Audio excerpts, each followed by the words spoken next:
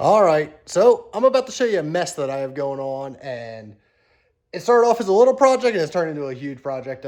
So basically, I got my little electric boat that I fish with at the local southeastern lakes. I take it up some other places too, but mostly at southeastern lakes. And I had a soft spot where the floor used to be, and I didn't plan on doing a video of this at all. I really thought I was going to just put a new piece of plywood down and fix the one spot that was rotten on it and be good to go. Well, you can see we've kind of opened a can of worms. I'll show you some pictures towards right after this here where I had some holes in the floor, and you can see where it was rotten and where I started taking out. Well, what I found was, and I'm going to flip you around here in a second. Wait 1 second. What I found was the wood, basically any of the brackets that were going across the whole floor, which you can see in here, it's all moldy and wet. And this was an old boat. It's an 84 or 81, something like that, Procraft. It's a 1650V. Anybody ever have one of those before? And like I said, it's electric only, so I don't have anything in there. But I got a whole thing full of plywood. And this is what the guy that had done before I got the boat was. I guess he took out the console, he got it all set up, and I got a Ghost on there, so that's how I get around. And I got the guy in the back for just putting along when I need to, kind of a little bit of a backup, just in case anything goes wrong. But right now, it started off with I was replacing the deck, which turned into I was going to replace the brackets, kind of going in there, all the like struts and whatnot. And it turned into finding a bunch of water in the foam. And the boat has always kind of sat nose down. And I know that's kind of, I think, how they used to sit a little bit more. Not having the big motor on the back definitely played a big role in that. But you can see, like, that's just, it's moist. It's just wet. So I'm trying to get all that out, especially around that wood where it's real wet. This is my first time ever doing anything like this. So I'm kind of just figuring it out as I go. If you guys have ideas what I need to do better, I'm hoping I don't want to have to replace that because that's like glassed in there. So I think I'm just going to kind of clean out around it, cut new ones of those, put them in there, maybe try to beef it up even a couple more in there throughout it. Like the bottom of the boat's all good and all that still. It still floats. Then I have a box that goes in on this side that used to be here. You can see it's something the guy built from before.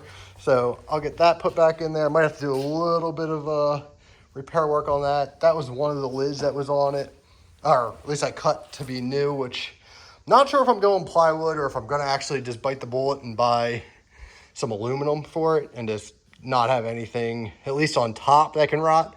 The rest of the boat's fiberglass. Like everything was original, all that fiberglass, that compartments, they're all good. Like that's not having any issues, but there's just a lot of water. The boat lives outside for part of the year, so when it gets in there, I don't have, I guess, a watertight cover. Oh, this one really shows it to you here. This is one of the other compartments. It just deteriorated. Like there's just nothing left of it. So I'm thinking about going away from the carpet for it too. I'm thinking I'm going to take this stuff, and I don't know, maybe there's a better product out here. This is something that when we bought the house 5 years ago, this was still here and it looks brand new. It's Herculiner, so truck bed liners, but it says it works on metal. So I figured if I can coat this and maybe put a little bit of texture to it, then it won't be slippery. I can put that in there. Honestly, black might not be the best color for a boat. It'd be kind of hot, but maybe I just leave the aluminum shiny silver. I don't know. I haven't decided yet, but just kind of want to take you along this. We'll see how it keeps going. I got a good chunk of it out. I'm going to keep digging out as far as I can. I haven't even looked in the back to see what's going on back there yet. Some of the foam, like especially, it's mostly the stuff that was down in the bottom. You can see there, like that's what was saturated. Same thing with some of that up there. A lot of it's still fairly dry, so maybe it doesn't all have to come out. I don't know, but I got a whole trash can full of it. There's probably 30, 40 pounds on half the boat being taken out so far. So I'm just going to take it all out, I think, and then I guess I also need to decide if I'm putting new stuff in there or leaving it without it. It's not like I'm going to be going fast. Like trolling, I get 4 miles an hour or so out of the boat, but it doesn't have a big motor on, so I'm not going to go any faster than that. So shouldn't hit anything and sink it or anything like that. But give me some thoughts. If you guys have ideas, I'm open to it. And we're going to see where this project goes. I'm leaving for Kentucky Lake tomorrow, so that's why I really want to get all the foam out of it right now. If I can get that out, it'll give it a week to dry when I'm fishing that Bass Open out there. And then from there, I can come back and kind of tidy everything up, see how everything dried out. I'll have it all vacuumed out and ready to go. So that's the game plan. I'll throw some of those pictures I said to show you what it looks like before. And like I said, I really am open to ideas and suggestions, what you guys have. Maybe some of you have done this. I've done zero research other than started one part of it, and the project just kept growing and growing. So thanks for watching. Talk to you guys again soon. See ya.